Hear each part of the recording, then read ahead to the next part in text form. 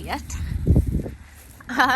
So yeah, I thought like continue the conversation of things I learned since becoming a dog breeder. And it's, you have to make a lot of judgments on people, and some people surprise you in good ways and bad, another way, and sometimes like you're dead on. And you know, like how doctors and nurses will say when they ask you like how much alcohol you drink, they double it because they know you're going to make yourself sound slightly less of an alcoholic than you really are. That's said tongue in cheek, by the way. You kind of think almost the opposite with people when you interview them for a puppy. You think they're gonna exaggerate their good points, exaggerate their experience with dogs, exaggerate the amount of time they're going to spend training, and exaggerate how much they want to have a go at showing or whatever. You basically expect them to exaggerate a little bit, you know, like you'd exaggerate on a CV, make yourself sound a bit better. You expect people to do that, so then you sort of alter your expectations based on that, and you meet some really cool people, like both as your puppy owners and fellow mad dog breeders. You meet some really lovely people. You meet some not so nice people. Particularly with the dog breeding, dog showing stuff. Like there are some lovely people and there's some snakes. Oh, there's another caterpillar. Watch the dogs come now because I'm looking at something on pods there. Alright, Potty? I've got a bit of eye bogies. You nearly stood on the caterpillar, buddy. It's right between your feet. You don't even know it's there, do you? So yeah, and there's like people that you meet like as puppy owners, and they have done the second half of the field.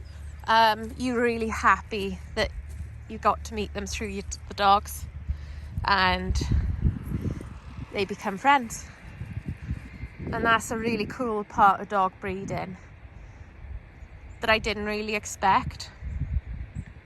Helen and myself, we both set out with, we are there for the life of our dogs. We are there at any time somebody's got a question to support people and help them and offer, advice, whatever.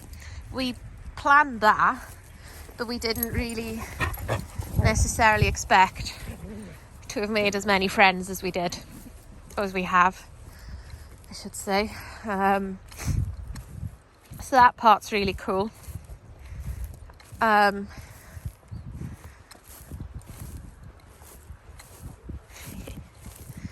You learn about contracts and the inner workings of the Kennel Club, which honestly there's improvements to be made there with the Kennel Club, and they're a necessary evil, unfortunately, when you want to show, when you want to keep a record of pedigrees, etc. They are a necessary evil. Ah, Dennis, what you found? You found a Dennis ball, Dennis. Don't chew it up, Dads. Don't chew it, because I can throw it out. Good boy. You see how good that was then? Bow. No. No. Don't snatch. Bow. Good boy. Speak. Speak. Speak.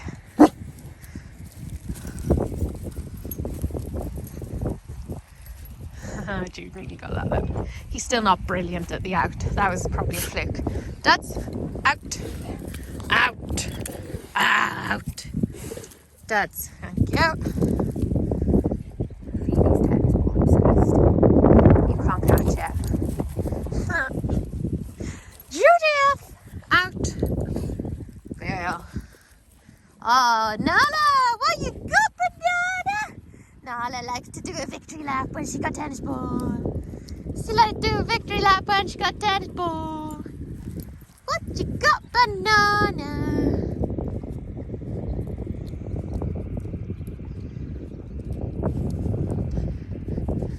Good girl. Phoebes.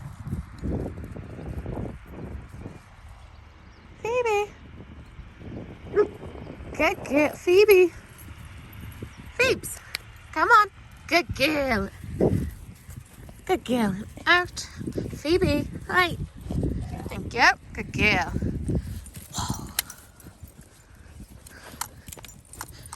Oh, since when do you jump up for a tennis ball? You're going to have to run for it though, Nala. Oh. That's out. Out. That's. Go. Did you just jump up for a tennis ball? Oh, you did as well. Get it, banana. You missed. That's out. Out. Oh, is Potty gonna get it? Get it, Potty! Hey, good boy, Potty! Good boy! Good boy! She's got that technique from Jude to pinch a tennis ball. And she's done it. Good girl. And out.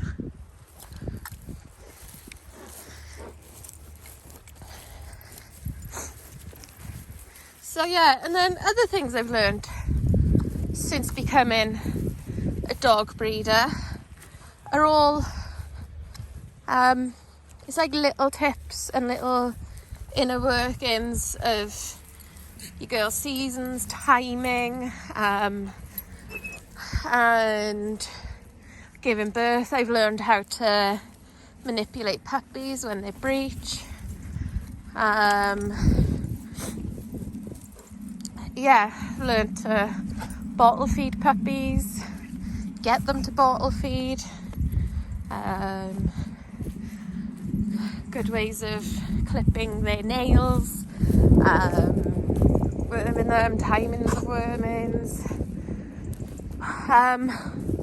loads of stuff like that, which, to be honest, that's like its own little mini series in and of itself if I went down that route.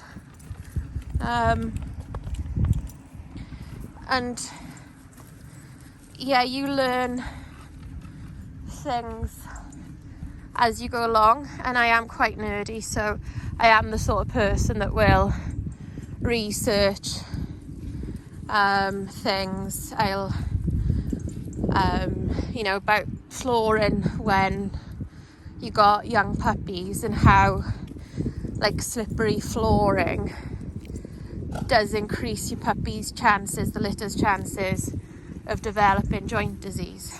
I've tried litter training puppies with the litter pod was in, and that was effective, and it was easier to clean up after the puppies, but it also created its own mess, and I blocked Andrew in the washing machine during that litter because the litter I chose for them kept sticking to the vet bed, and then the vet bed in the wash, then the litter would sort of come off it in the wash and block up my washing machine, and I did break a washing machine. So you learn like random stuff like that, and you learn random tips and tricks along the way with your dogs, the dogs, of what works, what doesn't work, stuff like that. And this is the sort of thing that I should have thought of. Should have thought more than just those points before starting this. But I'm 10 minutes in. Maybe this can just be part 2 in and of itself.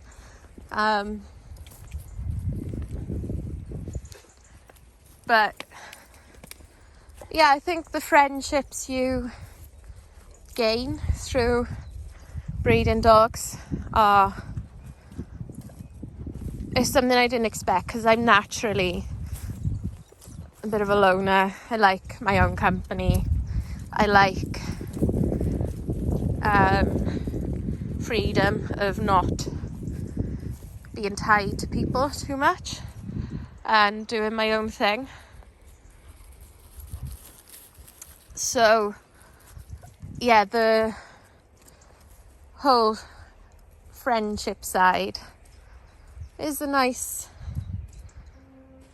not change, but it's a nice part that I wasn't really ready for. And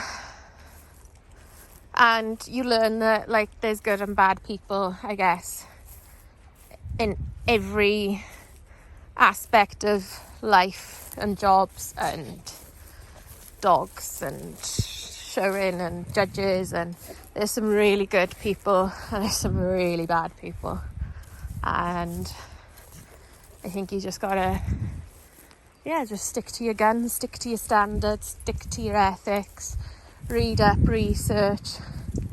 Like, somebody says, oh, try this, try that, I will try it, because it's worth a try. It might work, might do what I wanted it to do, might not, but you gotta be brave and make brave decisions sometimes, and it might work.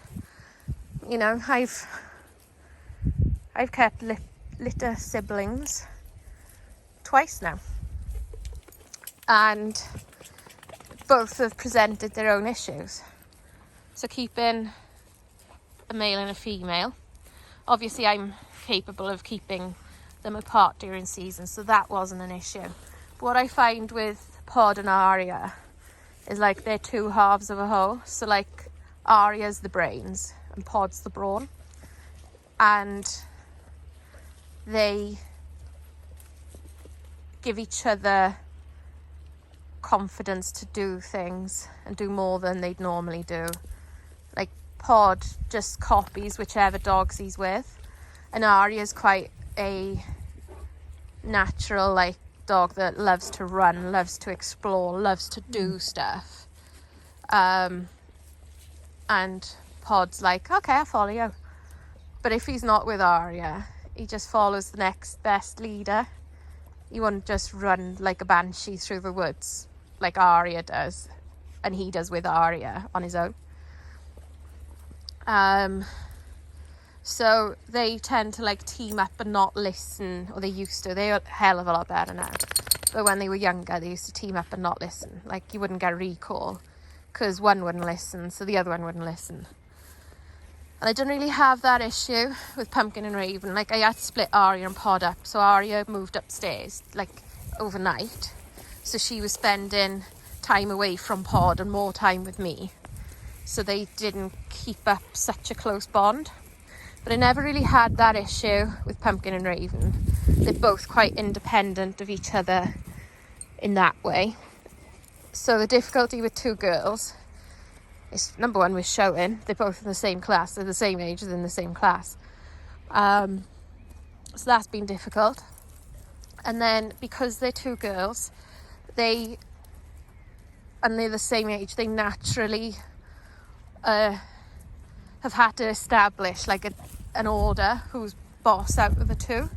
And in establishing that, when they were younger, they used to fight, and, you know, they have cut and hurt one another, because Pumpkin just wouldn't take it from Raven, and she still wouldn't take any messing from Raven. Like, Phoebe, anyone else can barrel into Pumpkin, can tell her off, and she's like, she takes it. She will not take it from Raven. This is just play, by the way, in case people are worried. And they'd settled their differences. Raven had backed off, back down to Pumpkin, and it went peaceful for quite a few months. And then they had their seasons, and they're sort of in their phantom pregnancy part of the cycle now. And Raven was getting a bit bossy, I think it was last week, in the morning in the field, like with everybody else. You could see her just pushing the boundaries a little bit. And then we went for a walk, did most of the walk, and then she barreled into Pumpkin, and Pumpkin just turned and went, no you don't. And they had a fight in the middle of the golf course. But it was not a fight, like they weren't going for ears or throats or anything like that. They were going for the scruff of the neck. And the scruff of the neck was their method or their way of trying to put the other one down into submissive posture. So they were both trying to pull each other down into submission to the other. So I split it up, and Pumpkin had a few bites on her withers, but Pumpkin didn't actually mark Raven. So that, well, the one got a bit infected, but it's all fine now. And nothing's happened since. But I think I'm gonna have these little things crop up between those two because they're siblings, and this is littermate syndrome, and what people sort of say will happen or could happen. But what I found is it doesn't happen between Pod and Aria, but the littermate syndrome of they've got a tight bond did happen with those two, but it didn't happen with Pumpkin and Raven. So I kind of experienced the bad side of littermate syndrome, but not all together with the same pairing. Does that make sense? And I'd never ever recommend it to anybody else. You know, it's only because of my lifestyle that I can cope with it. We'd never ever sell littermates to anybody else ever.